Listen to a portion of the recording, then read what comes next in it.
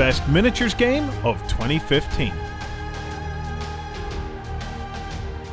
Warhammer Age of Sigmar by Games Workshop. Beyond the Gates of Antares by Warlord Games. Guild Ball by STEAMFORGED Games. Frostgrave by Osprey Games. Kings of War 2nd Edition by Mantic Games. The Batman Miniatures Game by Knight Models. Arena Rex by Red Republic Games. This Is Not a Test by World's End Publishing. Halo Fleet Battles by Spartan Games. Star Wars Armada by Fantasy Flight Games.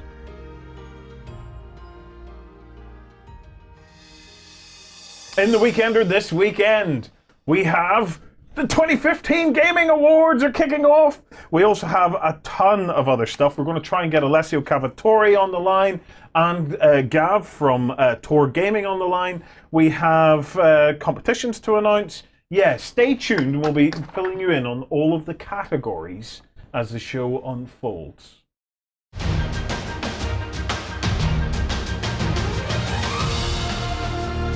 Best Model Kit of 2015.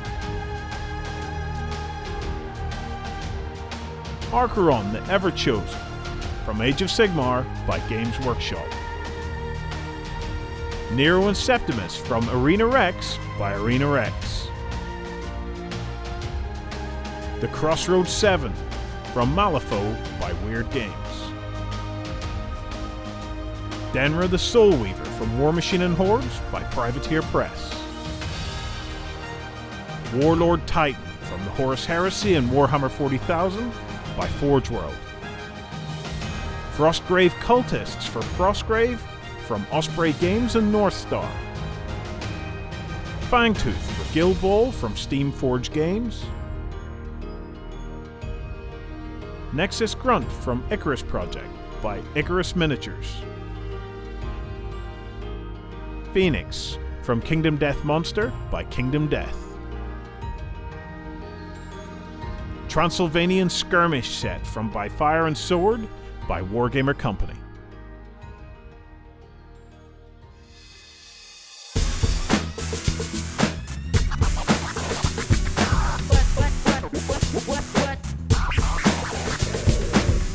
Good morning and welcome to The Weekender. I'm Warren, and this morning I'm joined by Jono, Justin, Morning. And of course, the mighty Ben. Hello, everybody. Hi, I'm Ben. here in digital spirit. Well, as you can see by the screen, it's awards time. Right. This is the important bit, okay? This is where you now get to vote. We have picked our finalists. In all 8 categories, we have 10 finalists, and now is your chance to go along and choose who's going to be crowned the king of each of the actual categories. So just to recap for you, the categories we have are Best Miniatures Game of 2015, Best Board and Card Game of 2015, Best Game Expansion of 2015, Best Gaming Artwork of 2015. I could stop saying 2015 because you know that bit. We've got Best Gaming Accessory, Best Terrain Product, Best Paint Job, and Best Model Kit. Now, we're going to be very careful what we say over the next couple of weeks or so while all this voting goes on, because we do not want to be influencing the vote at all. So we're being very careful about what we say. We're not going to be talking about it too much because it's now over to you guys. Please help us spread the word about the awards. In the nominations, we had 25% more nominations this time than we did in the previous year. The reason it took us longer to get through it is we had 25% more people putting votes in. Yeah, we had upwards of like 7,000 different sets of nominations that came in. So we had a lot of work to go through. So it looks like the Beast of War Awards ceremony is probably going to be on Oscars night at this rate. So please do spread the word. Go in, cast your votes. If you know any of the companies that are in there and that are finalists, jump on, let them know so that they can tell their followers and fans to go and cast their votes. We will be doing shows where we talk about. We'll be doing a series of shows where we whittle down from the 10 finalists down to 4 finalists or 3 finalists. I can't remember the format. And then we will have finals night where the finalists, the winner of each category, will be picked out. I just remember last year also those tuxedos. I just remember the cheap plunk. Right, so that's the awards. Please get involved. It's going to be, it's always the best crack, and it's a great way to start a new year. Right, other things in the news. Age of Tyrants has launched on Kickstarter. Now, you still have a chance to win. If you haven't heard about Age of Tyrants, go and watch last weekend's Weekender. We go into it in some depth, actually, on that show, where we talk about... I've played the game. I had a tremendous amount of fun playing the game. But we also ran a competition. We did. Where there was going to be 5 winners, okay? You could each be in... 4 winners are going to win an original piece of Wayne England concept art. Right, if you pass it here, one. So, yeah, you can get a view of that. Yeah. Okay. So Junkers. That's Junker. Who are these? Pass, can't remember. Yep. And that. Nice little grav tank. Yeah. And that. So, Wayne England, huge artist in the industry. So, if you fancy owning a Wayne England original, all you have to do is comment on last week's show. But one additional lucky winner is going to win this, which is a diorama of one of the Junker tanks. This is beautiful. Crafted and painted by Angel Heraldez of Infinity fame. So it's a cracking, beautiful little model. Right. We delayed it because this came in person and we thought we wanted to show you what it actually looked like. So you actually have a whole other week now, because in next week's episode of The Weekender we're going to be announcing the winners. So you have one more week to go and check out last weekend's Weekender and comment on that show, either on here on beastsofwar.com or on YouTube, or on the corresponding post on Facebook, if you can find it. And or you could do all 3 and triple your chances, and you could be one of the lucky winners of that. That's something quite original you're getting this time. Right, in other news, Hobby Lab returned this week. A lot of people have been waiting for this. Ta-da! So, the first of the new season of Hobby Lab is now available to backstagers. And what did we do this time, John? We worked on some modular security fencing, where I was basically tasked to make some fence, and I was like, "Great, did I not just like get a little bit of wire and a couple of pegs?" And Lloyd was like, "No, it has to be modular and it has to work." And I was like, "Okay." It's for things for Hobby Lab. Which is one of our favorite shows to make, but boy, is it time consuming. For Hobby Lab, I think the list of requirements are: it has to be modular, it has to be reusable, it has to be cheap, but it has to be awesome. So it's trying to fulfill all of these requirements. It's sometimes it's a bit of work, but stay tuned. It does get hilarious. I don't know if you saw we did an outtake reel for backstagers at Christmas. So apparently most of them are from the Hobby Lab shit. I don't know. You and me got a couple good swipes in there. I think Roman got the best. Apparently, Lloyd and Justin have to tackle, Lloyd and John have to tackle some bushiness that's going on, and flumes. And if you've got the ability, take what I've just said and play it backwards, and you'll enjoy that. Right, so Hobby Lab has returned. Come across, join Beasts of War's Backstage. Backstage is, to give you, if you've never heard of it, and I imagine most of you have heard of it by now, but this is an appeal. If you would like to provide Beasts of Water water for Beasts of War. Water it's well for our paint brushes. Join Backstage for a small monthly fee. You can stop us from dehydrating and our brushes are kept clean. No, what it actually allows us to do is in this day and age, creating content is no easy task. Okay, yeah, we all expect content to be free, and to be honest, in an ideal world, we would love nothing more than to do content for free. But unfortunately, power costs, equipment costs, and equipment does break down after a couple of years. Servers cost to run. There are just a bucket loads of costs involved in it, like bandwidth and everything else. So it just is a very, very difficult thing to do. Backstage is the lifeblood of Beasts of War. Those guys and girls who are part of Backstage, paying that small fee every month, keep the whole thing running. Every show that you've ever watched that we've put out on YouTube or free of charge has only been made possible because of the Backstagers.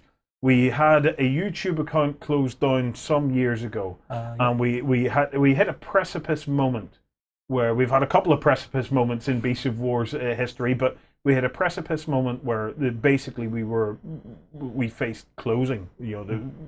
What can we do? But it was Backstagers piling in. We launched this thing called Backstage to try and help keep the whole thing afloat, and it was Backstagers piling in that has allowed us to be able to continue running and to continue developing and creating new shows and new forms of entertainment and things like that. By joining Backstage, you actually do get backstage. You see behind the scenes stuff we're working on, as well as other content. We're talking about a campaign system that we're building at the moment that we're going to be launching campaigns for you guys all to get involved in. You can help feed in to Beasts of War really, really directly by being a Backstager. The other thing, and it's hugely important, is Backstage gives Beasts of War its independence. By having some Backstagers coming in and supporting Beasts of War, it gives Beasts of War the ability to stand up and be independent in the industry and not be beholden to anybody in particular. So, it is an important aspect of the independence and the integrity of anything to be able to do that, to be able to have the confidence to say, well, we do what we do because we love what we do and because our Backstagers allow us to do it. So that's, you have just witnessed a call to action for Backstage. And you get to enjoy Hobby Lab. And this has been a particle political broadcast. Yeah, this has been a particle broadcast. Right. I think it's time to talk over some news, get some guests in, and chillax and chew the fat. So, what are we kicking off with? First up, we've got one of your favorites, Waterloo. Oh, Waterloo Quelle Affaire. Quelle Affaire is now out for general release. Mm-hmm. Do you know what? Rather than us chin-wagging about this, Ben, I'm going to bring Alessio Cavatore in because I want to ask him about Terminator, and I also want to ask him about some of the other stuff. Labyrinth. All right. Labyrinth. All right, here, can I hang about for this one? Yeah. He also has a very special announcement to make, he tells me. That's the reason I want to hang about. All right. So, right, we'll be right back after we tell you about some hubs.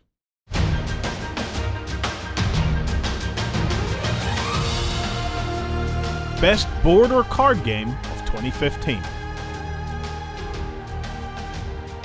Dungeon Saga by Mantic Games. The Horus Heresy Betrayal at Calth by Games Workshop. Kingdom Death Monster by Kingdom Death. Pandemic Legacy by Z-Man Games.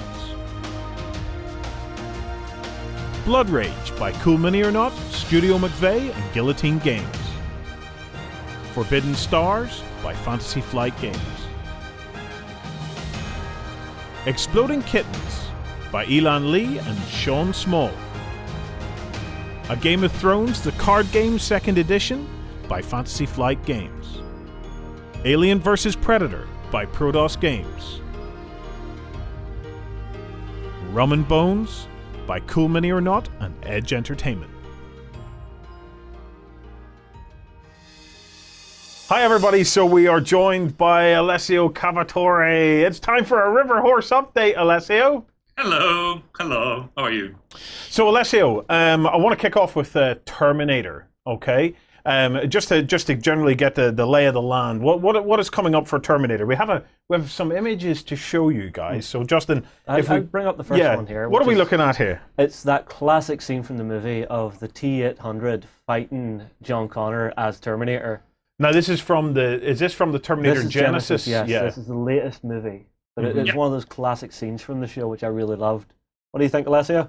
Yeah, it's a T-3000. That is the nanomachine Terminator. Effectively, like, the liquid metal guy is a T-1000. This is a T-3000, which is harder, if possible, even harder than the other one. Of course, incarnated into John Connor, kind of the ultimate Terminator, effectively. And in game terms, I imagine is a T-1000, but it's actually harder. He's got an extra rule, which is, like in Terminator, all the rules are quotes. I like to go, it's a quote fest. So this one is a very good quote from Genesis where the guy just, they shoot him a lot and he doesn't care at all and just looks at them and goes, "There are not enough bullets in the world to kill me." So that's the special rule we will have, which makes it a bit tough. And when can we expect these guys? Well, the renders that we've shown you are all being turned into resin models. Different stages of the process. Obviously, there's always some other thing that turns up. So I would expect some of those characters. I mean, some of the characters are being sent for painting already, and production should start soon. So between, I don't know, in February we'll start releasing those and then keep going. Yeah. So yeah. Now we also have a drone, Alessio, that I'm very, very interested in because I'm interested to know what the rules are for this drone and how it's going to work in game.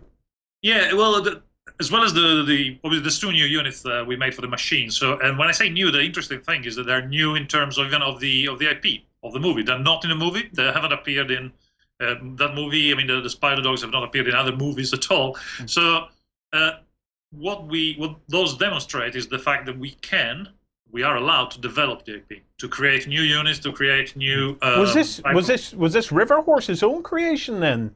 Well, in partnership we with designed them. Yeah. And, of course, the studio have to approve them. Obviously, like in all licenses, they have approval, but the idea is to develop the IP, to create things that are within the spirit. So obviously, the moment I decided I want to do something that looks like Ronald McDonald and he's funny, then they go, no, that doesn't belong here. But if we do something that actually is within the spirit, makes sense.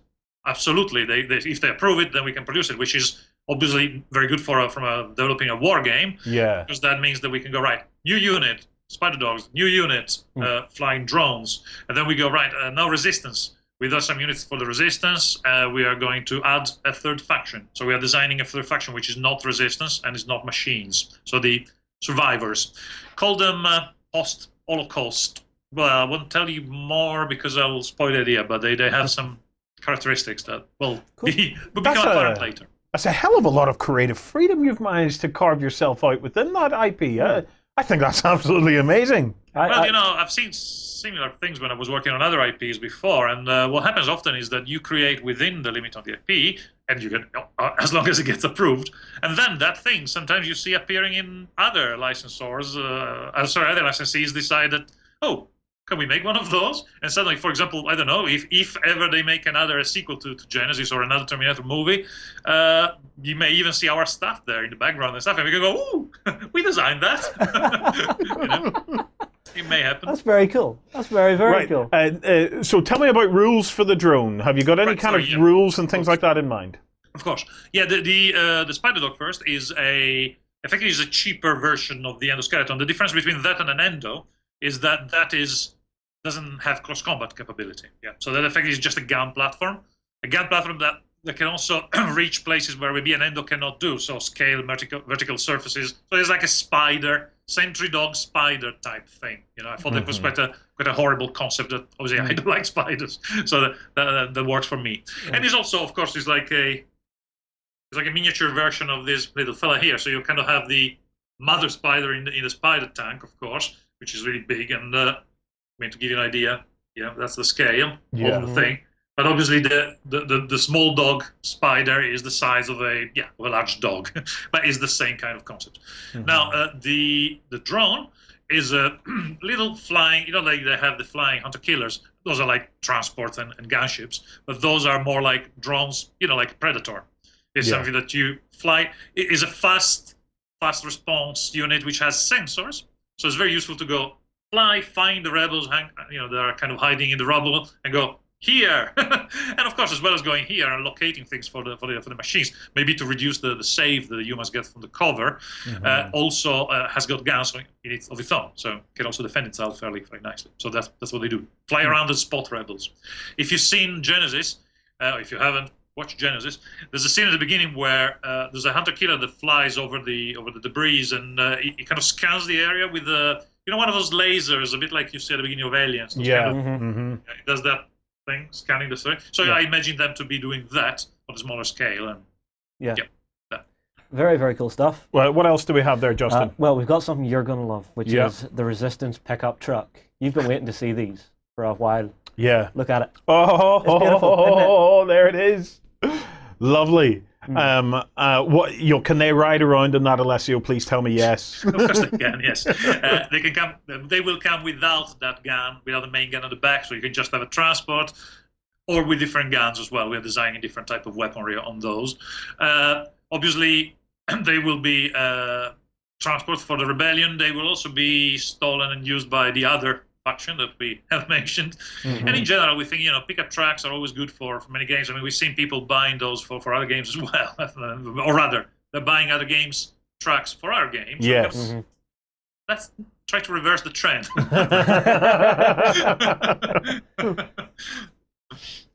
Right. So, plenty coming along for Terminator. I have one more. Have you got another one? I've got one more. Don't rush ahead. All right, go ahead. Yeah. This is the best one of the lot. I saved it till the last. Right. Okay. Because it's T-800 Arnie with an Uzi and another one of him carrying little Sarah Connors. Oh, very nice. That's cute, one of the greatest parts of the movie. And I actually managed to get a couple of images of sculpts, which are looking really good. And it does have that 1980s Arnie feel to it. It does. It does. Do you know, it's absolutely criminal that I still haven't seen Terminator Genesis yet. So I gotta change that. You and Lloyd both. Yeah. Because I came back from seeing Terminator Genesis going, perfect continuation to the story. Can't wait for more. Yeah. Lloyd takes one look at me and goes, okay, Justin liked it. I ain't going near it. That's Lloyd. Well, if I can get the time, but unfortunately our household recently got Disney Life. And it's I'm being Jake the Pirate to death at the moment, so it's but it is on my list. I tell you what, at the very worst, we'll maybe try and get you to see it whenever we're across at Salute in April.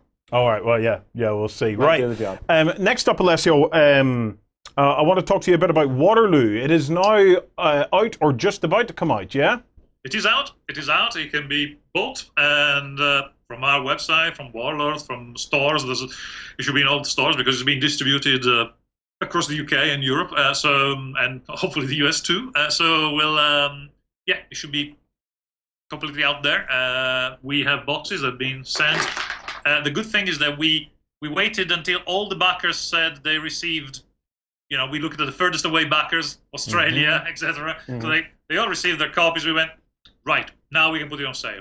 Yeah. So there you go. It is now officially on sale. And, obviously I'm biased, but I think it just, nice big hard box. I think it looks a solid box. absolutely beautiful.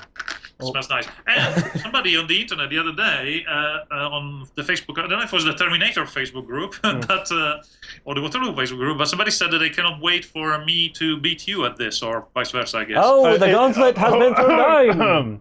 Do I get to play as Napoleon? You can play as the French, yeah, I'll play as Wellington. Okay.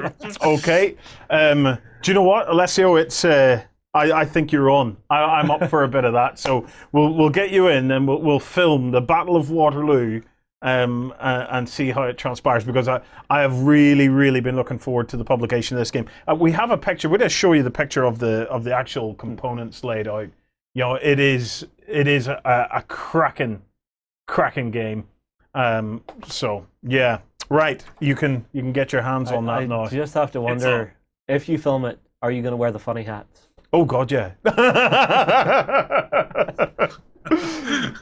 We must. Okay, so that's the stuff that's out at the moment. But another piece of IP that you're working on is Labyrinth.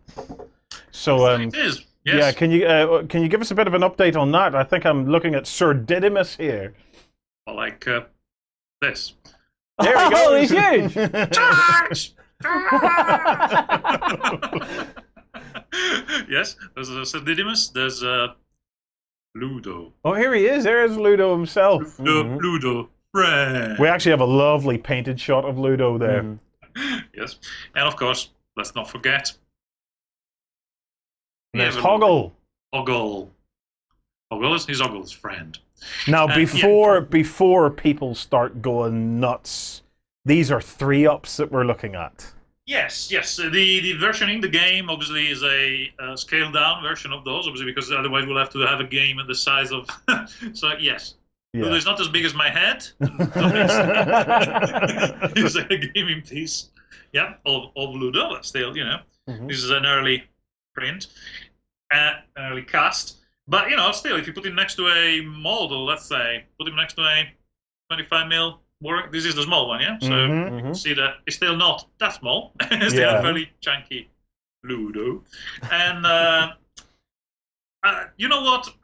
Everybody that sees these that says, "Well, I want this as well as the game with the things." So we are actually looking probably at doing some, resins as well with these. Okay. So Alessio, I want one of those as well.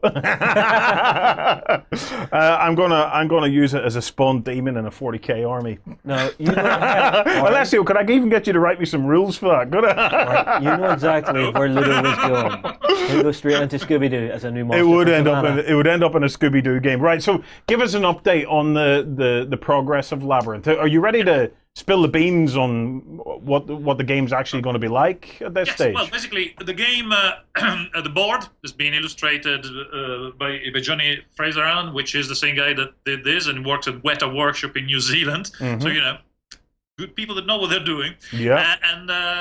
So he did the artwork for everything, all the counters and the board is awesome. And I was this close from being able to show it to you now because it's ready. But just literally, it's been approved in early stages. He just did some extra tweaks, sprinkled a few goblins, etc. So we need to just make sure that get the final approval if you want, and then we'll show the board. The board is awesome.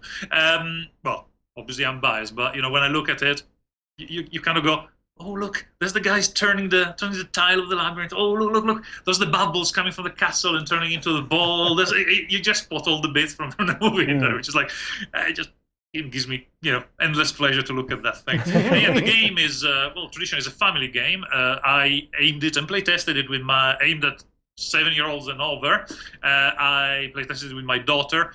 It's a fast game. It takes really maximum, I don't know, an hour and a half if it goes long. So because basically there's a very limited number. There's 13 turns in it because every turn is an hour, and you literally have a clock next to the clock with the 13 numbers. Just next to the board, and the clock is ticking every turn from 1 to 13. And when it gets to 13, Toby turns into a goblin if you haven't rescued him by him. And I suppose much like Terminator, I just went for there's quotes everywhere and little bits from the movie. There's one of the cards is actually, it goes, "You remind me of the Babe." What Babe? Babe with a power. What power? Power of voodoo. Voodoo? You do. I do what? Remind me of the Babe. I love that bit. Oh, we are so getting our geek on, Alessio. Yes. So there's a lot of love for the movie. The characters, the 4 players are Ludo, Sarah, Sir Didymus, and Hoggle. Each player controls one. You go around the board trying to find the entrance to the Goblin City. When you find, obviously, as you go around the board, clockwise or anti-clockwise, you will meet, draw cards and meet residents, denizens of the labyrinth. Good ones, bad ones. You can meet, fieries, which are really scary, and start to try to take your head off. And you can meet, the worm, or you can meet the wise man with his hat. And those are good guys, and they give you some advice and help. So you go around. It's like a cooperative game. The 4 players are playing cooperatively. So if you meet another player, then you can start moving together. So eventually you'll end up probably with all four players, characters as a little group moving together until finally you draw the card. And also, as you draw cards, there's a set of cards called Jareth appears, and suddenly the Goblin King appears and challenges you, gives you a peach that suddenly, causes mistrust between the players. So it's all very faithful to the movie. And but anyway, if you find the entrance to the gate, to the Goblin City, your party can effectively enter Goblin City, and you will meet Humongous, the big giant machine goblin, robot guardian thing. And you have to defeat him to get through into the Goblin City. In Goblin City, effectively, you have to walk your way through Goblin Infantry, Goblin Cavalry, and even Goblin Artillery, if you remember the guy with the machine gun and the cannon. Yeah. So you have to fight your way through those, and once you fight your way through those, then you reach the castle, where only the Sarah is the only one that can go through, because that's the way it's done. And she walks in. She has a last challenge against Jareth in the maze, in the Escher style maze with all the ladders. And then basically, if you pass that challenge, then you step in front of Jareth. And in order to win the game, you have to recite the poem. Through dangers untold, etc. I fought my way through the Goblin City, etc., etc. And then you have to finish with, "You have no power over me." And that's when you win the game. That's it, just by reciting it. Of course, you can read it, really, but it's boring. You really should try to recite it. Alessio, have you got a launch date in mind yet? Are we getting nearly there, or? We are aiming for ideally it would be UK Game Expo in June. Of course, very sad to say. Obviously, with David Bowie passing away now, the Jennifer Connelly and Goblin King models, the Sarah and Goblin King models, are in approval process now. So really, we don't know what's going to happen there. How long, if at all. Maybe, it depends who does the approval and how it works. So we may be delayed because of that. But obviously, it's not something that anybody can do anything about. So we'll just wait and see what happens there. Hopefully, we'll hit the time, or maybe not. Maybe it'll be late. But nothing you can do about that. So, okay. Well, as busy as you are, you've suddenly just got yourself a whole lot busier.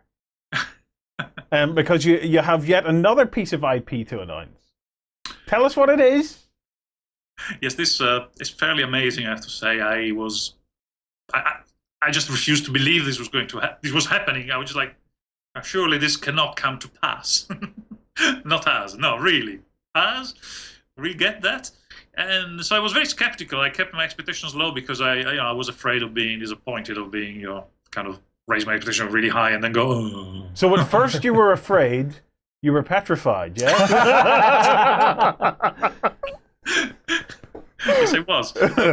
But it turns out that actually, no, the odds were in our favor. So, it's always like being drawn to be a tribute. But, yes, we did get the Hunger Games, yes, which... So we're making a Hunger Games board game, which is both amazing and terrifying. Awesome, It's awesome. one of the biggest IP on the planet at the moment. Yeah. So, can you tell us what you've got in store for it? Yes, of course. It's a board game. It's a board game, but we think that there will be at least one, either a stand-up or we haven't finalized that part yet, but we think Katniss and some of the other main characters, and possibly more, obviously that's will be fine, would be nice to have as figurines as well. So certainly board game and some figurines to collect and possibly interacting with the game as replacing maybe some of the other components in the game, simpler components. But I mean, it's the same model really we're doing with the Labyrinth, where you have the game contains 5 characters. So the game has Sarah, Ludo, Sardidimus, Hoggle, and Jareth, the Goblin King. Those are in the book as models in the game. But then, of course, the rest is stand-ups and cardboard and stuff. But we're also thinking of bringing up some goblins that you can use to replace the stand-ups, etc., or collect separately. Some goblins in Brian Froud style, which would be nice. And we'll kind of do the same with the Hunger Games. So board game, which we think is not finalized yet again, but we think it was going to be a Battle for Panem kind of revolution, where you have the districts and the capital fighting it out between military, but also in terms of economy and in terms of food. Basically, is on that kind of big scale, get to capture the capital or to defeat District 13.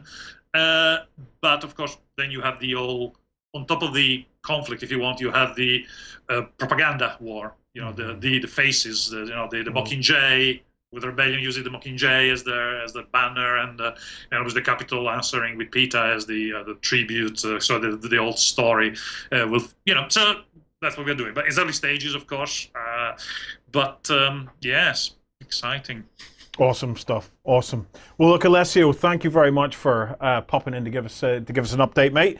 We will be keeping an eye on that. If in the meantime you're interested, head on over to Facebook, where you'll find the Terminator, Labyrinth, and no doubt the Hunger Games will be up on there very shortly. Mm-hmm. Alessio, thank you.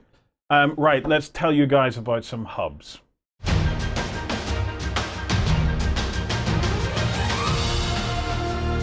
Best game expansion of 2015. Frostgrave, Thaw of the Lich Lord by Osprey Games. MALIFAUNO, Shifting Loyalties by WYRD Games. By Fire and Sword, Deluge Northern War 1655 to 1660 by Wargamer Company. Hordes Devastation by Privateer Press. Star Wars Imperial Assault Twin Shadows by Fantasy Flight Games. Kings of War Uncharted Empires by Mantic Games. Super Dungeon Explorer Forgotten King by Ninja Division and Soda Pop Miniatures. War Machine Reckoning by Privateer Press. Flags, Factions and Formations Part 2 by Solway Crafts and Miniatures. Codex Cult Mechanicus by Games Workshop.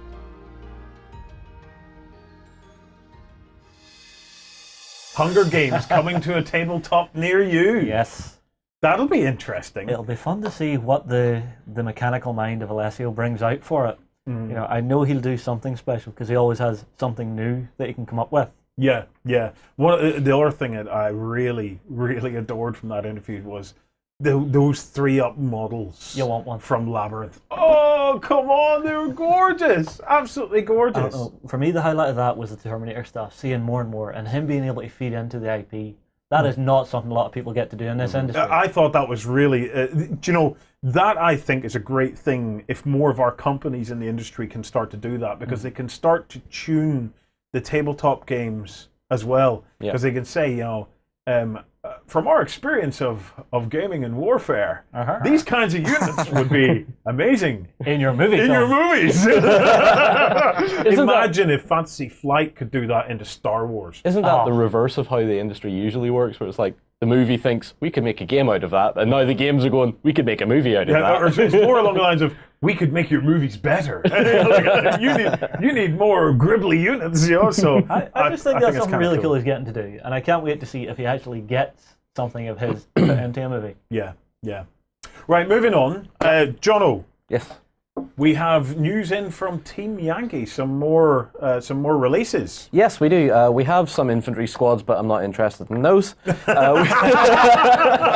Okay, John, back to form. I've been working on monsters, but now I require tanks. I need armor. We have some squishy infantry that's coming out, some mechanized infantry, and bits and pieces. We have some aircraft. The most important thing is the aircraft. We finally are getting to see the Soviet Su-25 Frogfoot, and yes, if we're going to bring the image up, this is a class piece of kit. Now, Frogfoot is not the actual Soviet name. No, Frogfoot is the name given to it by NATO, the guys that kept an eye on the Soviet Union at the time. Yeah. It was actually, the Russians' translation name was Rook, as in the big bird sort of thing. Yeah. This is a ground support aircraft. It comes in and supports infantry and tanks with its own anti-tank missiles and rockets and so on. And it is basically the Soviet twin of the next plane that came out. Right. I believe And if you don't know what this is, You need a slap. you need a slap. I will come over there. I will slap. This is, of course, the A10 Warthog. What a plane. Yep. What a plane. It almost needs no explanation. Yeah, but I'm going to get you to explain You're going to get it anyway. to... Yeah, okay. Go on. Let me get comfortable. Okay, so the Warthog, of course, is the most famous Yes. jet aircraft ever made. Please stop Yes. doing that. Yeah. You're also smiling lovingly Most at me. impressive weapon. Yes. This is one of the most successful aircraft the Americans ever built. Don't know why they stopped producing it. They've stopped producing it? Oh, yeah, they stopped producing it a long time ago. Oh, of course they Did did. it get But they elected keep- Do you know, into I, the do you know program what I right But they just keep them had? I going. just had my Leslie Nielsen moment there. Along with millions of others this week who went, Yeah. Leslie Nielsen died! Again. He's dead in 2010. So and everybody thought he died. So they stopped producing it again? Yes. Okay, yeah. But This aircraft was all designed around one element, the gun. Yeah. The Gautier Avenger 30mm Gatling. Mm-hmm. This thing is utterly insane. Has not been able to not destroy any tank it has faced. It's very good against infantry. It also has a load of other payloads, so you get anti-tank missiles. Yeah. You get your bombs, rockets, everything. and the aircraft itself is insanely tough. I Yes. remember you telling me you've seen them in footage flying with half a bloody wing missing coming into land. Yep. During the Gulf War and the subsequent Afghan War, there are pictures of them coming back with like half an engine or an engine missing, bits of wing falling off. Other bits of the plane has fallen off. It's belly landed and it's still okay. A very tough aircraft. That's and incredible. Do you know what its modern equivalent is then? Or what? There isn't one. Is there not? They're still in service. They're mostly flying with the Jan will kill me if I get this wrong. the U.S. Air Force Reserves. Okay. I believe most of them are flying with them at the minute. But they have been sent out from America to do strafes in Afghan and Iraq. So. Even mentioning the strafes, it's the way the gun fires. It's the noise. Yeah, but it's the fact that, what is it? The shells hit the ground and then a few seconds later you hear the noise? Yep, or you hear the noise and... The shells are supersonic when they come out of the weapon. So the first thing the soldier on the ground hears is the impact of the round on the ground. And then afterwards, you hear the of the gun firing in the distance several seconds later. This is why I get him on. This is why I get him on the show. Right. So other than that, we have squishy infantry. Yeah. And there's squishy infantry. So that's, what is it? US mech platoon and Soviet infantry platoon. Yep. These are your cookie cutter mechanized infantry units of the time. These are your well-trained, well-disciplined American infantry that have their, I believe it will probably be the M16s by this point, maybe the M4s. And you have your Soviet infantry who are either very well experienced or horribly conscripted into it with their RPGs and their AKs. Yeah. Okie dokie. Right. Next up, Ben, what do we have? Next up, we've got something from Wizards of the Coast. They announced that they are going to be doing, well, their new source book and their new adventure will be all around Strahd the Vampire from, you might remember him from Castle Ravenloft. Yes. It's a very famous classic D&D adventure. So the next story and the next arc in the ongoing storyline will be to go and defeat Strahd the Vampire and rid the land of his plague and stuff. So. Now, Ben, can I ask, right? Because growing up, you had Forgotten Realms. Yes. And you had Ravenloft, I think, was the other one. Was there not Neverwinter as well? It could have been Neverwinter. Neverwinter's in the same world as Forgotten Realms. It's in Forgotten Realms. I always thought, and I'm probably wrong, but I thought these were all entirely separate playing spaces, entirely separate worlds. But is that not the case? Is for example, is Curse of Strahd or Ravenloft, this vampire thing, is it taking place within the same fantasy world? I don't know if I'm asking a stupid question or not. Well, you're right to say it because there were a lot of different settings originally. There was Greyhawk and there was the Forgotten Realms and things like that, and they were all done by different authors. And like Dragonlance and things, that's probably one of the most famous ones. Yeah. But with this, what they're doing now with the D&D worlds, they're all condensing it into the Forgotten Realms. So whereas before in the last edition they had sort of like almost like a cookie cutter fantasy setting for their world, this one they've based it all within the Forgotten Realms. But they've made it so that there's lots of dimensional stuff, so you can cross between dimensions and different, planes of existence and things like that. But in this case, Strahd the Vampire and the whole Ravenloft thing will be within the Forgotten Realms world, and it's all been brought into the context of that and stuff. So I could quite happily go along and buy this book and add it to the other source books for D&D that we've been collecting since 5th edition came out. Totally fine. Yeah. And well, that's kind of cool, isn't it? Yeah. I mean, one of the extra things that's come out of this as well is because obviously Gale Force 9 is doing a lot of the accessories and things for D&D at the moment. They're going to be creating the Taroka deck, which is the deck that the Strange Mystic uses in the story. And what it has in terms of game effects is it will customize your adventure slightly. So it'll affect the different magical items you get, the different locations you go to, and the monsters you fight. So even though you're all doing the same story, done by different dungeon masters, of course, but these cards will affect how it all turns out and what happens when and things like that. So it'll be a really interesting way to play with the fate of your heroes and things. Be really good. Now this is called a Taroka deck. Yeah. You'll have to forgive my ignorance. Now I've heard of a tarot deck. Yeah, it's basically is a Taroka deck a thing, or is that just their name for a tarot deck? It's their fantasy version of a tarot deck. Okay. I heard Taroka and I instantly went, Alessio? No, it's I wondered, was it a thing? Was it a thing? Yeah, I heard Gale Force 9 making a lot of accessories, and the first thing that went through my head was, more dragons? Well, interestingly, they've done their character series of all the different things in the source book so far, so I'd imagine that Warren might be asking you to paint a Strahd the Vampire at some point. So hey, maybe. Or his castle. Well, okay. Or his castle. Maybe. Okay, next up, we have an amazing model from Wrath of Kings. So where do you get a load of this? Say hello. So what is this bad boy called?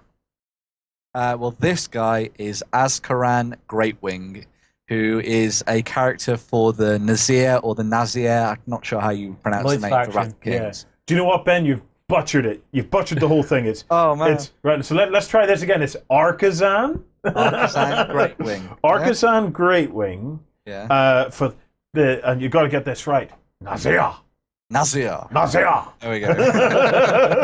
which is one of the most awesome factions Right. in the whole thing, apart from the werewolves and the The pigmen. werewolves But just look at that. Yeah. How amazing is that? I think every 40k player out there is going, "Oh, new greater demon!" So we've got to have one. Maybe. Do you know what size he is, Ben? I think he's around sort of like the standard monster size that you'd imagine him to be. So he must stand around 40 millimeters, something like that. So is he know on that he's a very Go on, big. go on, hold your fingers up. Show me on your camera. Let's What do you let's reckon? go with About that that, size. yeah? to my massive no. So, but yeah, he's a massive creature because one of his rules is that his wings allow him to buffet away enemies that are smaller than him. So he can never be sort of tied down by little creatures and things like that. So he bats them away and goes and fights someone else. Yeah. It's just a stonking looking model. Yep. Yeah, a stonking looking model. Yeah, very I am cool. so looking forward to the 2-player starter sets for this game coming out. Yeah. I think it's just going to be just on fire. Yeah. Okay, next up we have the game that I am exploring at the moment, Hordes. Now I saw these and I thought, what beautiful models. But Ben, what can you tell me about Linus Vesselbaum and Idrea I'll see, Warren. Now you've butchered the name. Lawyer. Well. Okay, firstly, before you even explain who they are, tell me, how do I address these fine characters? With Sir and Madam, probably. Let's face What are it. their names? Linus Wesselbaum and Adria L'Oreal. Or not L'Oreal, oh my L'Oreal. God. You are totally worth it, Ben. But yeah, so these two are a pair of sort of adventuring, exploring individuals who once studied under a professor called Victor Pendrake. Now, don't let me get too deep into this because I'm not entirely full up on the whole Hordes thing. But yeah.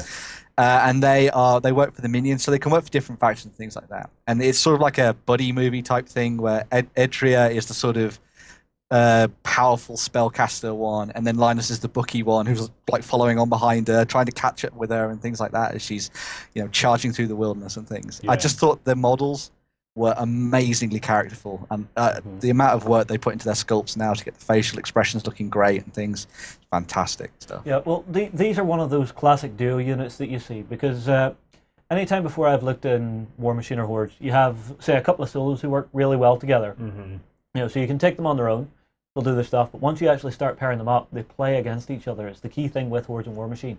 Always look for the synergies. Yeah. This time they went the easy route and said, you know what, they work well together. They wouldn't work quite so well on their own, so they're a small unit. So package them together. Exactly. Yeah. Beautiful, beautiful stuff. On the topic of Hordes, this week we have launched another one of our Parts to Painted series, which is still completely free for you to come and have a look at. You don't need to be a backstager. Yep. It's 40 steps. It's a 40-step guide. If you want to just scroll down, we'll bring up a big picture of the Gargantuan first. Yeah. This is the dude that we painted. So here he is in all his glory. So it's a complete series that starts with how to build him. So we start with how to build him, and then go through all of the steps of putting them together, filling in the gaps. And it's just video after video of little tutorials, the initial, putting down all the initial shading, then doing the kind of all the crystals work. There's airbrushing and all in there. It's a massive, massive project log. And I've got to say, the model turned out to be absolutely beautiful. John, you should be very proud of yourself. Yeah. Now, in saying that, do you have the model? Yes. Whip him out. The model. Let me stand up a minute. Whip out your Glacier King troll. Yes, I shall. So here he is in all his glory. Yeah. And it's as probably a more complete tutorial you're unlikely to find. Well, I did see one of our backstagers, or no, one of our site members at the bottom saying, you know what, I had just broke out one of these to paint it, wondering what the hell I was going to do with it. Yeah. Ta-da! That's exactly what you can do with it, and you can follow along every step in the way. We've been challenging John. You've been challenging me. Do you know what? Previously I was going to say I'll take responsibility for it, but having seen some of the comments from people who are enjoying this, I shall take the credit for this entire series of Parts to Painted has been dubbed in here the Warren dragging John kicking and screaming out of his comfort zone series, which is exactly what I've been trying to do. Actually, it's those moments of, John, look what I found! It's John, you love painting tanks. Well, you're doing none of that. You let me away with the first one. I let him warm up on a tank, and then we threw a dragon at him. If you haven't seen the Dracolich, it's still on there as well. It's this beautiful blog, again, from parts right through to painted, on how to create the meanest looking Dracolich on the most beautiful scenery you've ever seen. And then we've taken him, I said, right, okay, you've done the Dracolich, quite dark and gnarly. I want you to start brightening things up now. I want to see more contrast. I want to see you do something that I know you're going to be really uncomfortable doing. And this is the end result. And I've got to say, John, tell the truth now. Everybody's looking at you on camera. How worried were you about taking into this? This really did drag you out of your comfort zone. If the Dracolich was maybe a 6 out of 10 for discomfort, this was about an 8 out of 10 for discomfort. And the easy way to put this is, would you, if I hadn't forced you to paint that, would you ever have even bothered lifting it out of the box to have a go? No. There we go. And look at the end result. You know, so if you'd like to follow along with that, come across to beastofwar.com and check out the Glacier King Parts to Painted. Right, our final piece of news this week is we have some new releases for Carnevale. Ben, can you take us through these? Okay, yeah. So this is the Wave 3 stuff for Carnevale. So it's all the stuff for the new year, setting everybody up to get back into Carnevale and into Venice. One of the big characters for this is the Carcharos Rasha. One question. Hang on. This is, I've got to say, I'm very fortunate to have had just a little bit of influence on this. This is a Sharkarosaurus. I have one question. But it's done using its Latin, so Carcharodon Rosaurus, Cockorosaurus. but it's we go. basically a Sharknerossa. well, How cool is that? I have one thing to say. Bring up the image. Yep. Okay, who brought the dog? Yes, it is very much. It's just all teeth and awesomeness. Yeah, You know, it's like- yeah. I very absolutely cannot wait to see that on Carnevale. It's probably been a while since we've spoken about Carnevale, and if it's a game you've never seen, the way I love to describe Carnevale is it's set in the streets of Venice, right? And it's all characters that are jumping and running off walls and somersaulting all over the place and doing these crazy kills and stuff. It's one of the most dynamic and I don't know, beautifully kinetic games out there, and it just as a miniatures game goes, it just captures that feel of I don't know. It's got a bit of an Assassin's Creed, but it came out before Assassin's Creed, but it's got that kind of thing of jumping off balconies and running up and down jumping walls. canal to canal, jumping building to building, mid-air shooting. Yeah. If you haven't checked it out, go and check out. We have a Carnevale week. You'll find it in the Carnevale hub over here on Beasts of War. And Carnevale is under... Pulp Punk Horror and Weird? It's probably under Pulp Punk Horror and Weird. Go into that menu and then do a little search down there and you'll see the Carnevale hub. Go in there and just browse back and you'll see the Carnevale week. We spent an entire week on this game and it blew your mind. It was very, very good. We have the vampires up at the moment, Ben. Yeah, so as well as that, we've got the in this picture, I think it should be the Knight of the Order of Malta. There should also be a Nosferatu character in there as well. So Nosferatu, the undead. The Knight of the Order works for the Vatican, and the Nosferatu works for the Strigoi vampires. And there was a little bit of information that came out with the Nosferatu thing, talking about it and how it plays, and they're pretty useless in fighting anybody, but they have sort of a hypnotic ability, which means that they can make models do different things and things like that, or not attack them, and things like that. So it'll be really interesting to see how that manipulates other people's play in the game, and it adds a bit more of a narrative feel to things, which I really like. Very cool. It is very vampire, because if you're dead, he'll arise you, and if you're warm, he'll arouse you. Oh dear. You love it, Justin. You love it.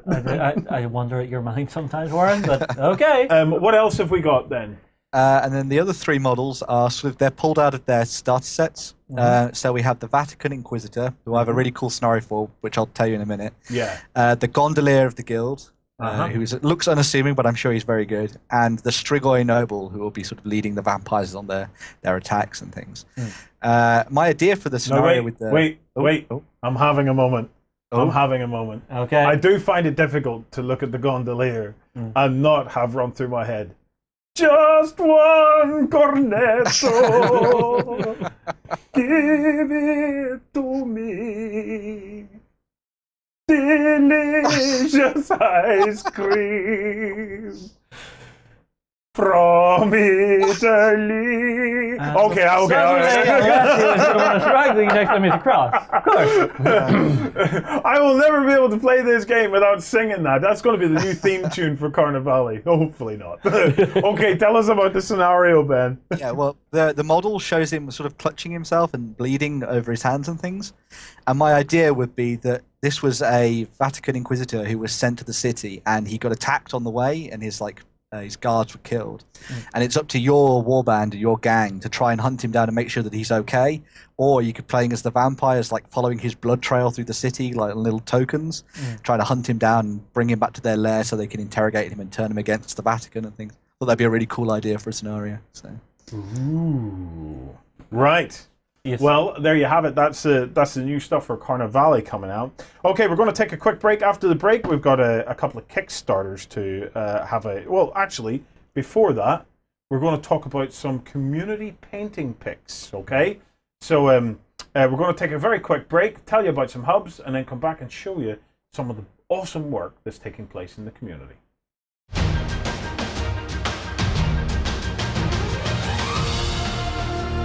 Best Gaming Artwork of 2015. Frostgrave by Osprey Games. Beyond the Gates of Antares by Warlord Games. Guild Ball by SteamForged Games. Kingdom Death Monster by Kingdom Death. Warhammer Age of Sigmar by Games Workshop. Malifaux Shifting Loyalties by WYRD Games. Blood Rage by Cool Mini or Not, Studio McVeigh, and Guillotine Games. By Fire and Sword Deluge, Northern War 1655 to 1660 by Wargamer Company. Infinity US Ariadna by Corvus Belli. The Gunslinger by Icarus Miniatures.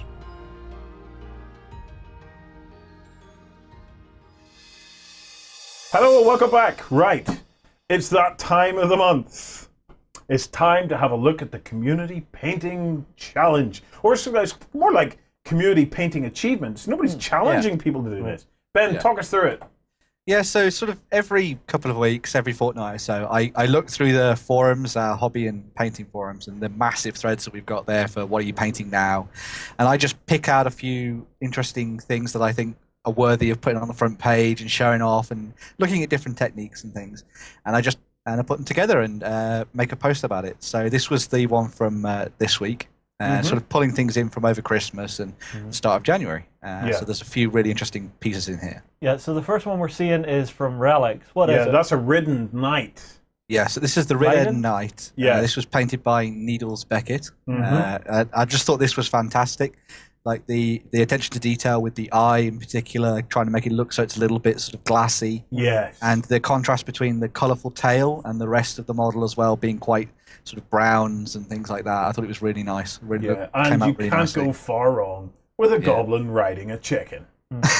Now, where do you see this next one? This is from our mate Suetonius Polinius, right? Now, if you're interested, before I get into this, Suetonius Polinius was involved in the Bolt Action project log, which we should probably bring back up to the top of the homepage was now this for a while. the Fallschirmjäger? This was the Fallschirmjäger, the beautiful Fallschirmjäger army. So if you haven't seen it, come across, and we'll pull it back up to the homepage, so as you can get a look at it and see if everything's finished off. But we have two armies being built in that plug. One is our 8th Guard Soviet army, and the other is a beautiful Fallschirmjäger army that has been created by Suetonius Polinius. But here he has tackled a Chaos Knight. I love the kind of the muted tones in this. Yeah. The thing that really drew me to this one was it reminded me of a lot of the black and white art that they used to put into the army books, and the way that I know that there's been a few touches of sort of after effecting and things here, whatever, to the lighting and things, but it reminded me of like a charcoal drawing of a knight with like a little hint of color to some of the bits of the model, but otherwise this very metallic, dark and dangerous looking knight. It has the smacks of John Blanche about it, doesn't it? Yes, a little bit, yeah. Okay, what else have we got then? So next up is by Dr. Ether, and this is the Bonesaw model from one of the Guild Ball crews. Isn't that beautiful? Yeah. So he's done a lot of stuff for Kingdom Death and things, but I picked this one out in particular because I love the work that he'd done to the muscles to bring out the definition. Yeah. And the way that he's done the folds in the leather and things like that, and I thought it looked fantastic. And the other thing that I really liked about this was the base, in that it's not overpowering the model because it's quite low, so you can't put too much stuff on there because it would clutter it up. But just those few grass tufts made it look, sort of set it off nicely, I think. So the grass tufts add a sense of, because it creates this almost like a little soft blurry effect. It actually makes the miniature look like it's moving quicker. Yes.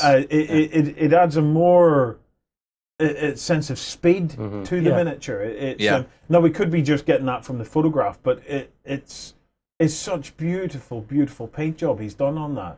Yeah, okay, definitely. Well done, Dr. Ether. What a beautiful paint job. This next one impressed us all. We were chatting about this through the week, weren't we? Yes, yeah. So this is, I'm guessing you guys are looking at the Malifaux crew. Yeah. That's the one we're talking about. Yeah, so this one is by Zaf, and he said in the forums that he'd been away from painting for quite a while and he'd just come back and done this. And this was I his was like, first you are stab. lying. Yeah, this is his first stab at coming back at painting. So what a beautiful crew. Yeah, this is the crew for the Dreamer in Malifaux, and it's the big guy at the back was the guy that drew me to the image immediately. Yeah. That's Lord Chompy Bits, which is his imaginary friend that comes to life. And then he's done all these fantastically comical and cartoon-looking creatures with lots of bright colours. And then what's the teddy bear's name? Just Teddy. I think it's just maybe the teddy bear is the other version of Lord Chompy Bits, or it might just be called Teddy. I'm not sure. I think it is just Teddy, because I remember whenever we were playing about with Malifaux back in England, one of our friends actually played this particular crew, and they are nasty. Yeah. Because what you have happening is the little kid, the Dreamer, turns into Lord Chompy Bits. Yes. But whenever he's actually in his kid form, he's you weren't able to attack him. I'm not sure if the rules have changed, but it was really annoying. Well, it was a beautiful, beautiful paint job, nonetheless. Yeah. Okay, and then finally, what's our last one? Cool. So the last one is by Claudia Zuminich, and this is the Kurganova Mecha.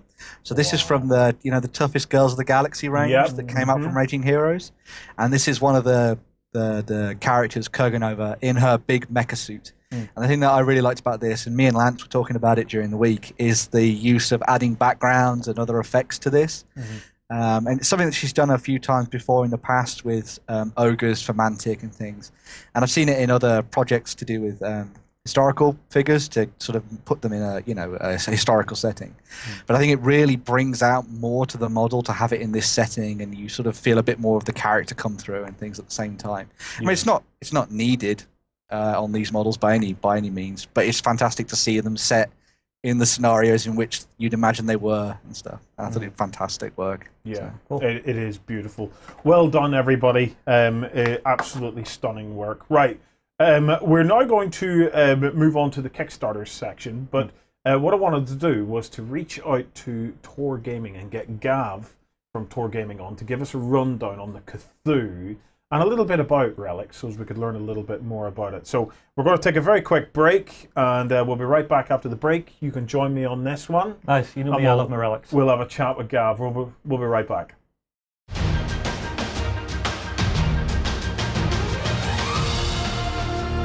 Best paint job of 2015. Guija Squadron by Ángel Heraldez. Archeron the Everchosen by Anja Vetergen.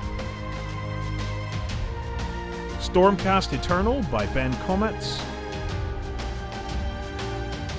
Crimson Fist First Company Captain by Kirill Kananev. The Land's End by Seth Amsden. The Lion Knight by Bohan. World of Stone by Natakan. Minotaur by Mark Masklans. Thanos the Mad Titan by Jean-Marc Brizet. And Lord Celestin by Darren Latham.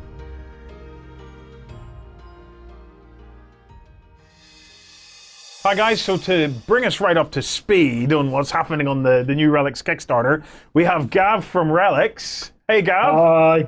How you doing? Right, so you're on Kickstarter at the moment with the Cthulhu. I think we have some pictures to look at, Justin, some images of the Cthulhu, some of the stuff that's already unlocked. So the first up is this Gribbly, the Teeth of Themos. This thing looks nasty. Gav, what is this? It's a tentacle worm thing with teeth.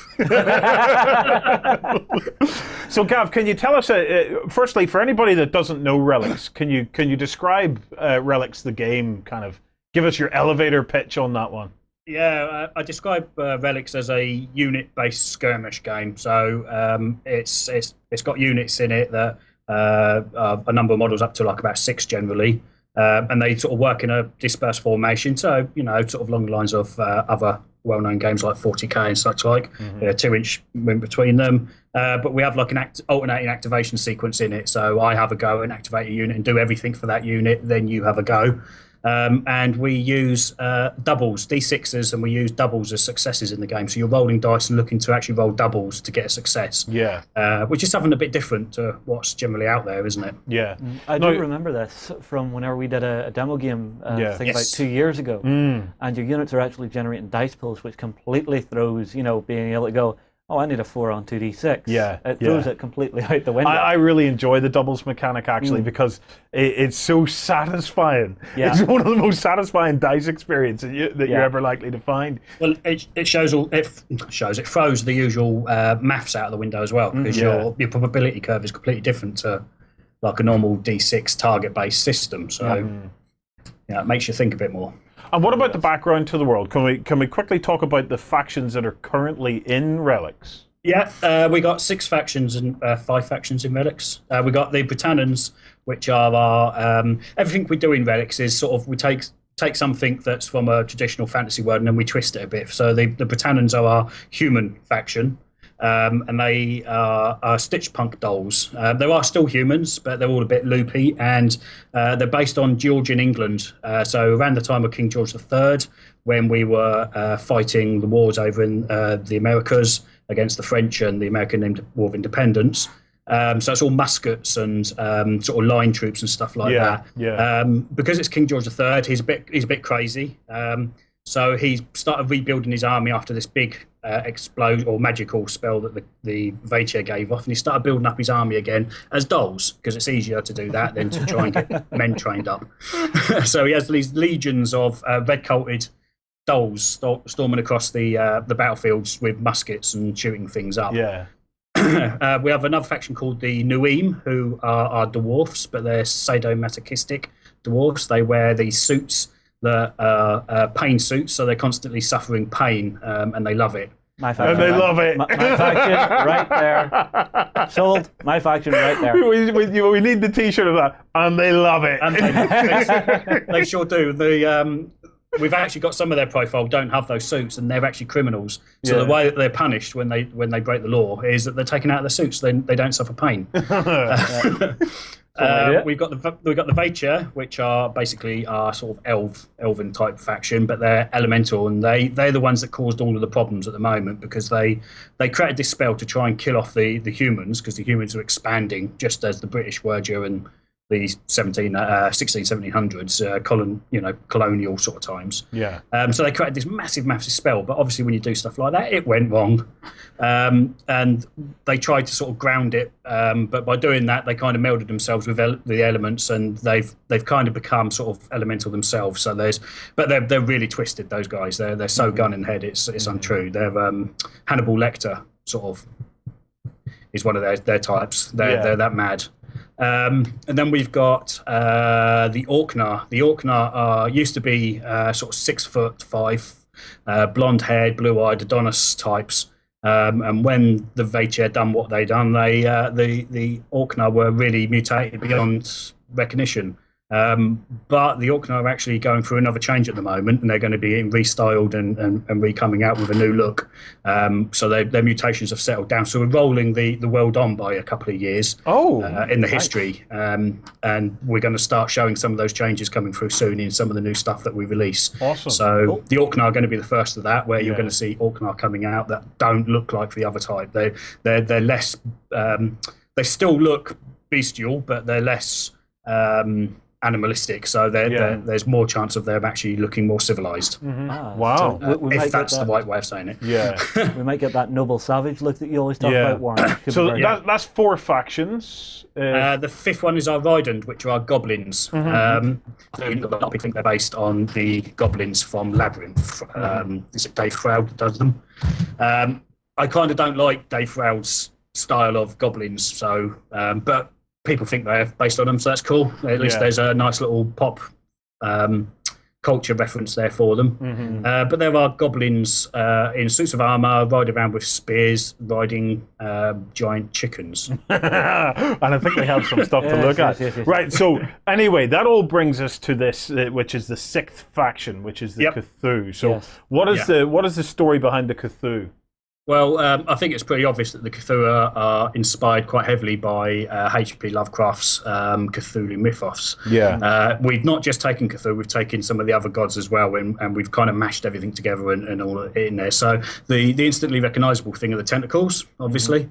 But you can see some of the other elements of the Cthulhu mythos in there. I'm not going to try and pronounce any of the gods' names because I never can do it. Yeah. But there are new race, and they're basically Cthulhu is the only god that's still on Reliquia, the world, and he's really when all the other gods buggered off during the actual history a little while back, he came back, he hid and came back, and he's a petulant child. For a want of a better phrase, and he's creating these cultists that are going around. They don't have a land of their own. You can find them anywhere around Reliquia. If there's a swamp, there's a good chance that there's actually a Cthulhu cult in it.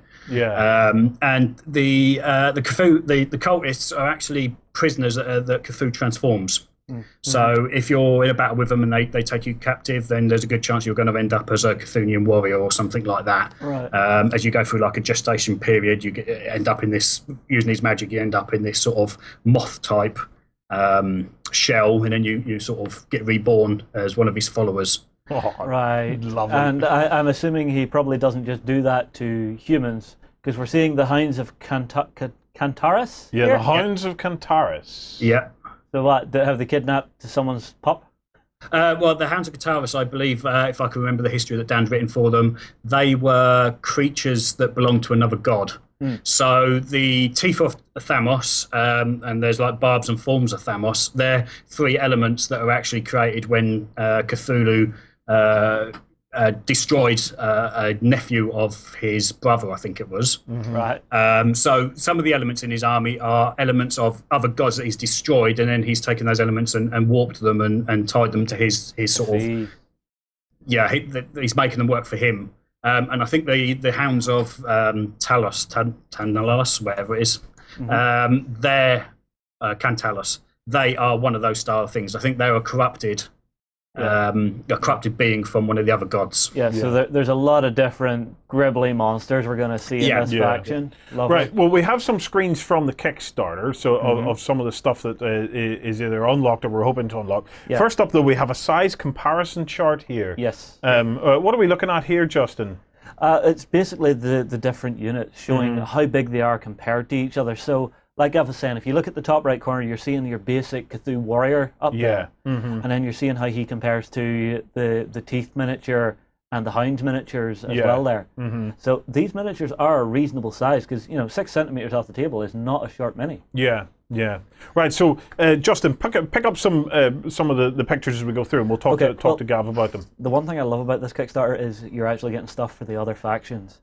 So the first thing we have is something I believe for the Vaetier. So you have the locked version. So this hasn't been reached just yet. But we've managed to get you a bit of a sneak peek of these guys. Oh, so they are so spiky, Gav.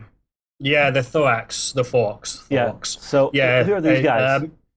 Sorry, these are a new unit for the Vaetier, and you can actually see where some of our creative directions going with these. These are going to be the first Vaetier units that have actually got armor on. So we're actually moving more away from the natural feel with them, and actually starting to add armor and stuff like that to some of the units that that come from races that don't normally have that sort of thing. Yeah, very cool. Very cool. And the good thing about that is it gives painters something else to paint as well. The next one we have is for the goblins, and again we've got the unlocked version. Yeah. So this is for you, Warren. Armored goblins on chickens. the right-handed Duke. So who is this little fella? He looks rather mean. Yeah, this is a new commander for the Rydens. He comes with his standard bearer, who's also riding the chicken, and he's basically. They currently got a Baron, who's a foot knight. This is the next step up, so he's going to be mounted. So you can expect that he's going to bring along some nice little boosts for the other mounted stuff on the in the Rydent army lists. After that, I believe this is the new aim, and these little guys are lovely looking. Oh, you're totally into these guys. The Oh, new yes. All mine. All mine. the I want new these. what is that? The new Massachays, or how do we pronounce Masakais. that? Massacais. Who knows? Pronounce it how you want. I do. All I know is they love it. Yeah, these guys are. Well, they're just bizarre, aren't they? It's the backstory for the new game that I love more than anything. The fact that, yes, they began life as a dwarven race, but whenever everything was going wrong, they were sort of lured away from their homeland by, shall we say, powers, Yeah. which then captured them, enslaved them, and actually put them in the suits. And it's after them escaping from the control of them, they've now been doing that for so long, the pain is part of life. Yeah. So, that I love it. He's just grinning from ear to ear here. This He has just- always been my favourite faction for Yeah. Relics. I never would have thought you were so into S&M. Anyway, right, what else? What else? Family have we got? show. What else have we got? We've got another locked one here for the factions. Yeah. These are the Britannas. Now, these are John's little guys. Yeah. So these guys are the native Indians for the Britannians. Oh no! So what are they? Puppet. Puppets with tomahawks. Yeah. Yeah. Basically, they're. I mean, I love the late 1700s. So the 7 Years' War, American War of Independence, stuff like that. Absolutely love. And you can see that in Relics, where we've got the Britannians are basically based on that. So it wouldn't be right if they didn't have their own native allies. And obviously, King George wanted to keep using those sort of units, so he's built new ones. Yeah. Which are little doll native Indians running around with. Yeah. Now, I will say this is John's faction. Yeah. So he has a set of them, but he wants to do them as Sharp's rifles. But right. Okay. he's going to call them blunt pea shooters. Oh God. Right. What else have we got? The last one we have is actually, I believe this is a 3D print, isn't it, Gav, of one of the miniatures? So that's who is the this first guy? 3D print. That's the Prime. And the he's big Cthulhu, dude. yeah? Yes. So is he the leader for the Cthulhu faction, or what? Yeah, he's one of their sort of main leader chaps. He's a magic user commander, rather large dude, and brings down the hurt big time. Oh, lovely. Fantastic. Right. Well, if you're interested, the Cthulhu Kickstarter is on at the moment. How long's left, Gav? About a week and a half, I think. About a week and a bit. So Right. if you fancy it, head on over. Gav, thank you very much for the update. We are definitely going to have to get you across to give us a good demo of Relics, and I'm really looking forward to seeing some of the changes that are going to start appearing as the storyline progresses even further. Gav, thank you for that. Okay, Thanks guys, for having me. let's tell you a little bit about some of the hubs on Beasts of War.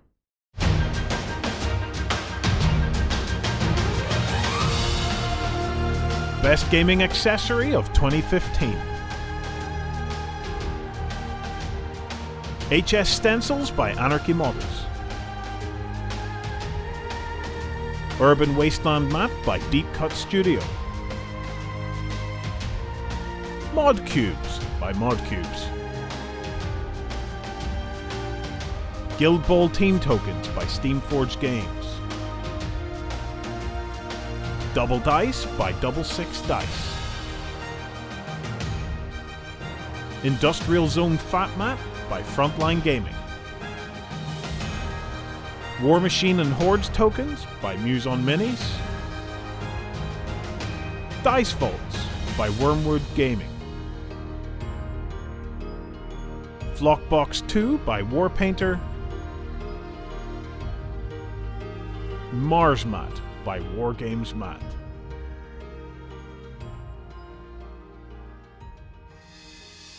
So there you have it. That's what's going on in Relic Land.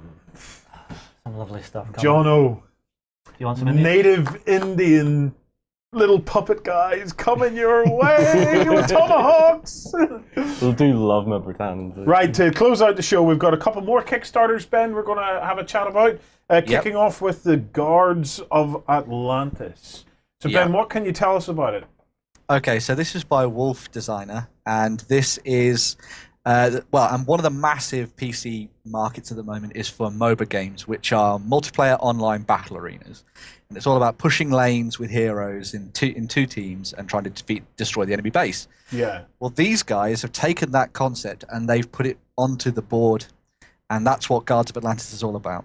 So it's 2 teams. They're the Atlantis team, which are sort of a steampunk-styled force, and the Titans, which are a bit more fantastical. And you play these 2 teams, fighting through lanes into the middle and then to the enemy base, trying to destroy the enemy base at the other end. And it looks fantastic. Some really interesting mechanics and stuff going on in this one. I've got to say, it looks like a beautifully finished game. You know, the artwork, the production kind of style of everything they've done. Yeah. It looks really, really well finished. And it's interesting seeing MOBA come to the tabletop. Now, I haven't played. I'm a very much a retired video gamer now. I pick up a controller these days and I start to wonder, what does this do again? What does this do? Although the new Rainbow Six coming out might change that and might drag me back in. We'll have to wait and see. But it's interesting to see them take that. Because when I looked at it and I watched it being played out on the board, I thought to myself, why bother with the board? These look great. Why not just do these on the tabletop? But then I realized that it is the very specific mechanism of the game on the pushing lanes. Yeah. And I started to get the idea of, I really get this. And then if you watch the video, they then show, I think it might be a stretch goal or something, a 6 to 10 player board. Yeah, which sounds insane to me for a board game. Which, if you're having a club night... Oh, yeah. If you're having a club night, what a thing to try, eh? I worry about this because I remember playing Dota whenever we had a LAN center here in the town. Some people got very mad. Yeah. There was epic amounts of rage that's from what some happens people. in Dota, definitely. Yeah. That's probably why our LAN center, I was an admin at the time. Yeah, I worked there remember. at the time. And I can remember nights where there were holes in the walls I because remember that people guy. got annoyed. I remember that guy. He got a very, very unlucky one night, got killed, and it was just like, well, expletive delete it, punch wall. Wow. Do you know what? I can't fault that. As kids, we used to play, I don't know if you guys remember this, Ghouls and Ghosts. On the Amiga. Time. Oh, you don't remember Ghouls and Ghosts, right? Well, Ghouls and Ghosts was back when video games were properly hard, right? Whenever you lost your 3rd life, you had to go right back to the very beginning of the game. No save points, nothing. You had to work your way through. And we always got to the second to last level in Ghouls and Ghosts, right? And we were working our way through it, and we'd get mad and just thumping the wall and over the course of months, we never did complete it, and there was plenty of wall thumping going on, head-button joysticks and all this kind of stuff. We replaced the joysticks because they kept on breaking within 1 year of purchase, and we kept taking them back, and then they were very kindly replacing them for us. However, we moved our little computer away from the wall, and that was at the point where my dad noticed that the wall had bowed from repeated no. There's got to be something. It can be very frustrating. Yeah. I can't imagine. No, I don't think this being the same level of a frustrating experience because it's a very different thing. You know, and Warhammer Fantasy's gone now, so we don't have the rage that used to go on at the tournaments for that. Oh yeah. But no, like you said, beautifully finished off game, but it does remind me of those hazy days back in Game the World. Yeah. So, what about stretch goals, Ben? What is it? More factions and the 8 to 10 player map. Yeah, so they're looking to add, as you say, the bigger map. They're going to put in more heroes for both sides and more options and things like that. More upgrade cards and things. Because one of the big things with the whole MOBA way of playing is that when you're fighting and defeating other heroes, you gain money in order to upgrade yourself.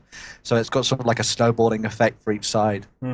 So they're going to be adding more of that, so that it adds a little bit more sort of variety and things to how things play. I mean, there are 6 heroes already. Each of them are going to have very different ways of playing, I'm very sure of that. But it'll be interesting to see where they go next, what heroes they do. And the fact that it's all tied into you playing this one hero means that I reckon they can be really original with how they create new heroes. Go just completely off the wall with the designs for some of them and things like that. Because we see that in the video games, and I'm sure you can bring some of that to the tabletop as well. You'll have all those playstyle archetypes. You'll have your tanks, your healers, your snipers, things like that. So it will be interesting to see the tactics. The only question mark over it for me, and it will be, I wonder will the addictiveness of the virtual style of MOBA translate across to become replayability in the tabletop version of MOBA?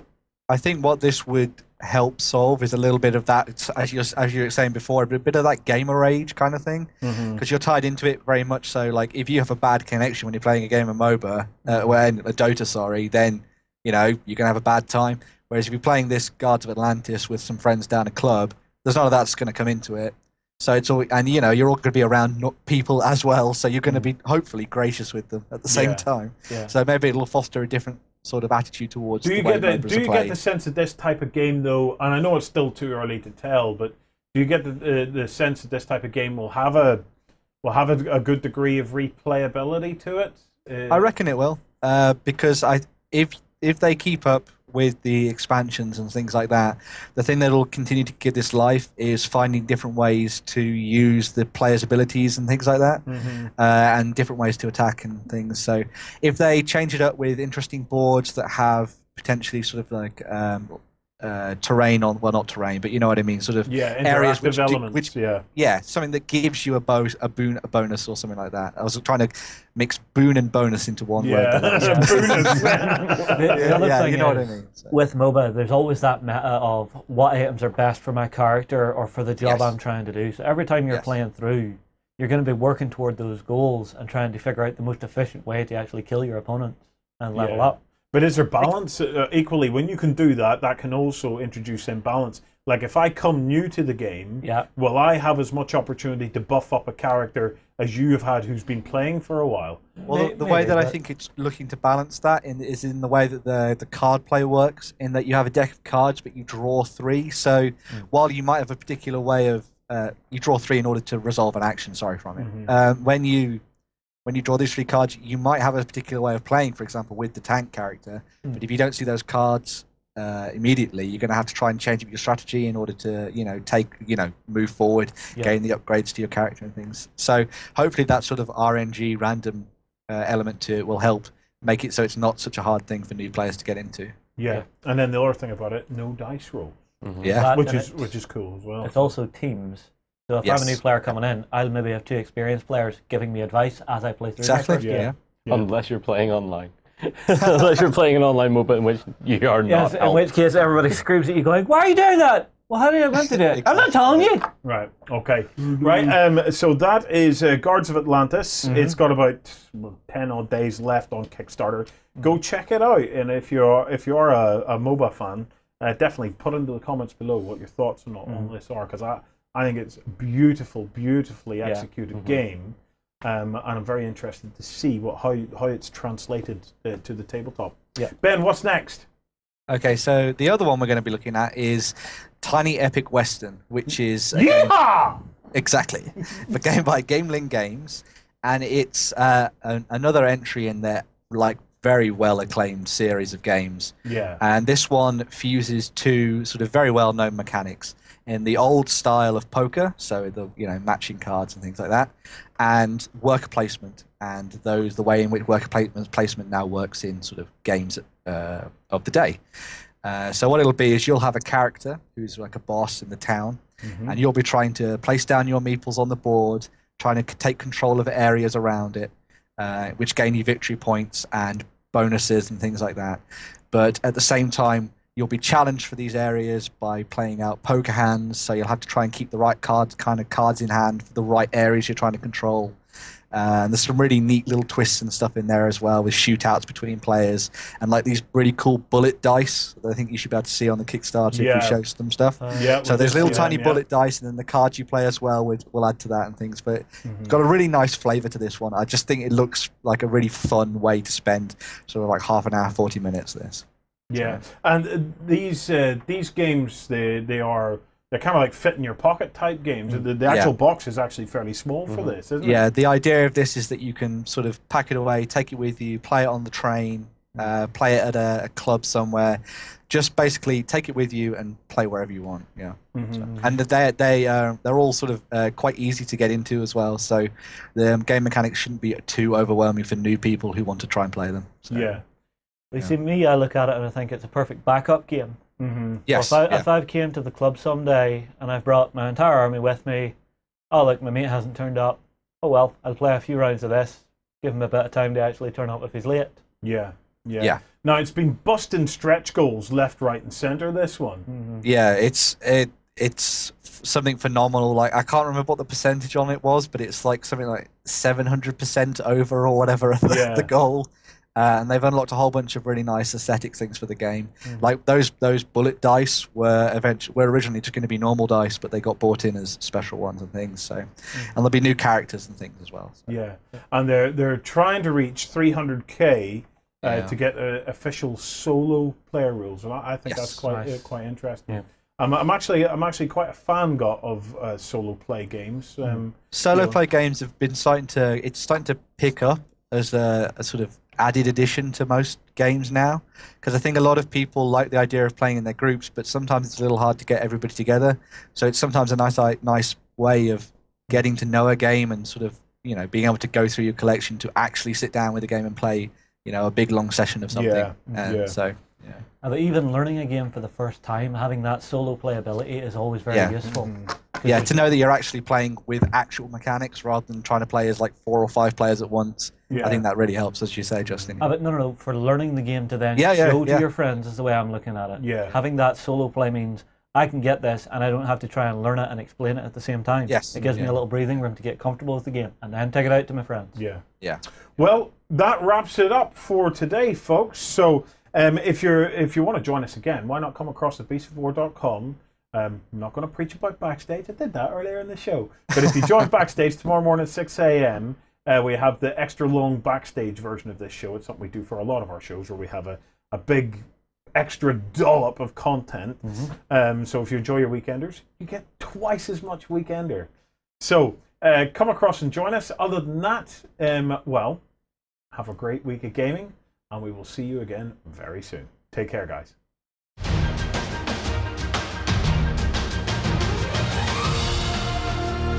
Best Terrain Product of 2015. Monarch Theatre by Multiverse Gaming. Cosmica Hallway Building by Warsenal. Fantasy Dungeon Set by Battle Systems. Chaos Dreadhold by Games Workshop. Train Station by Plascraft Games. City Watchtower by Foreground. Tech Containers by MicroArt Studio. Golden Dragon Inn by Knights of Dice. Town Gate by Tabletop World. Arkham Asylum by Night Models.